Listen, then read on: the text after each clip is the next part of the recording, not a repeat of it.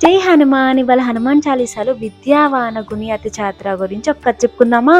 ఒకసారి యమధర్మరాజు రాముడి దగ్గరికి పరిగెత్తుకుంటూ వచ్చి, రామ ప్రమాదం దగ్గరలోనే ఉంది, రావణుడు చండీ స్తోత్రం ప్రారంభించాడు, అది పూర్తయితే అతనికి అంతమే ఉండదు అని చెప్తాడు. రాముడు విభీషణ్తో చర్చించి హనుమంతుని పిలిచి, నేను నీకు స్వేచ్ఛని ఇస్తున్నా, వెళ్ళి ఆ జపాన్ని ఆపేసిరా అని చెప్తాడు. హనుమంతుడు లంకకి చేరుకుంటాడు. ఒక ఈగగా మారి యజ్ఞస్థలంలోకి వెళ్తాడు.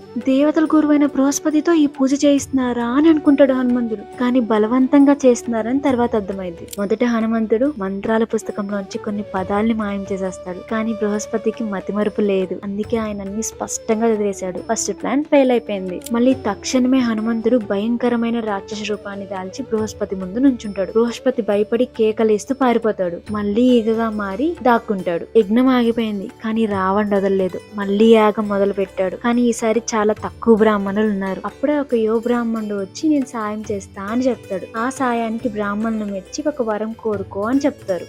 ఆ యువ బ్రాహ్మణుడు ఎవరో కాదు, మన హనుమంతుడే. అప్పుడు హనుమంతుడు చిలిపిగా, ఈ మంత్రంలో ఒక మార్పు చేయండి, హా వదులు కా పెట్టండి అని చెప్తాడు. అలా మంత్రం ఇలా మారింది: జయత్వం దేవి చాముండే జయ భూతార్థకారిణి. అక్కడ కారిణి ప్లేస్ లో హరిణి అని రావాలి. ఈ చిన్న అక్షర మార్పుతో చాలా ఘోరమైన ఫలితాలు వచ్చేసాయి. దేవి చాముండే కోపంతో అక్కడ యజ్ఞస్థలం అంతా భస్మం చేసేసింది. బ్రాహ్మణులందరూ భయపడి పారిపోతారు. ఆ యువ బ్రాహ్మణుడు మళ్ళీ హనుమంతుడిగా మారి చిరునవ్వుతో రాముడి దగ్గరికి వెళ్ళిపోతాడు. హనుమంతుడు కాలాన్ని, స్థలాన్ని, పరిస్థితిని బట్టి తన విద్యను వాడి లక్ష్యం సాధించాడు. అందుకే విద్యావాన గుణి అతి చాతుర అని అంటాం.